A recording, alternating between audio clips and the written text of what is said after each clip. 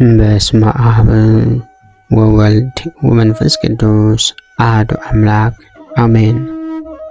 እንኳን በነሐሴ 18 ቀን ታስበውና ተከብረው ለሚውሉ ለቅዱሳን በዓላት በዚች ቀን የአባታችን የእለእስክንድሮስ የዕረፍቱ መታሰቢያ በዓል በሰላም አደረሳችሁ አደረሰን። እለእስክንድሮስ ታሪኩ እንዲህ ነው። ተፍጻሜ ሰማዕት ቅዱስ ጴጥሮስ 3 ደቀ መዛሙርቶች ነበሩት። ወልድ ፍጡር ነው ብሎ የተነሳው አርዮስ፣ አኪላስና ዛሬ መታሰቢያን የምናደርግለት እለእስክንድሮስ ናቸው። አርዮስ ትውልዱ ዛሬ በጦርነት ከምትታመሰው ከጋዳፊ ሀገር ክልቢያ ነው። ድቁናውን የተቀበለው ከመምህሩ ከጴጥሮስ ነበር።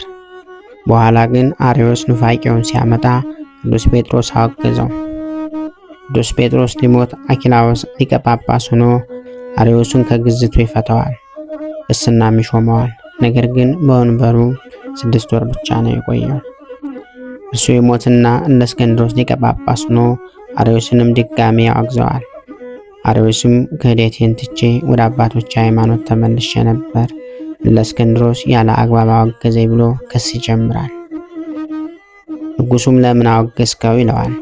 እኔ ብቻ ሳልሆን 318ቱ ሊቃውንት አባቶች ናቸው ያወገዙት። ነገር ግን በትክክል ከተመለሰ ወረቀት ላይ ይጻፍልኝ ይላል። አርዮስም ይጽፍለታል፣ ከልቡ ግን አልነበረም።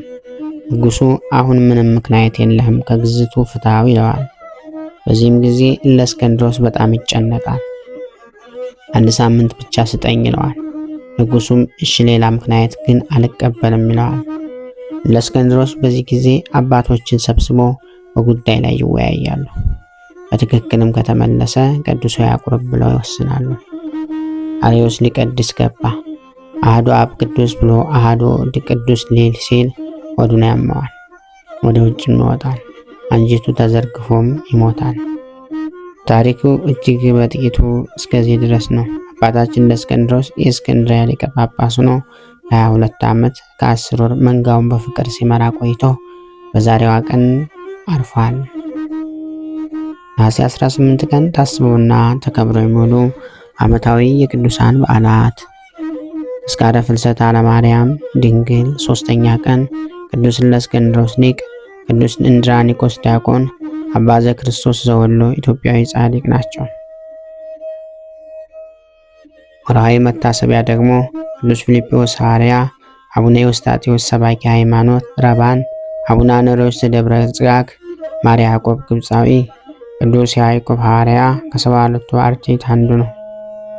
ለቅዱሳን አንድ ጊዜ ፈጽሞ ስለተሰጠ ሃይማኖት እንድትጋደሉ እየመከርኳችሁ ጽፍላችሁ ዘንድ ግድ ሆነብኝ። በይሁዳ ምዕራፍ 1 ከቁጥር 3። ክብር ምስጋና ይሁን አንድ አምላክ ለሚሆን ለአብ ለወልድ ለመንፈስ ቅዱስ ስም እስከ ዘለዓለሙ አሜን።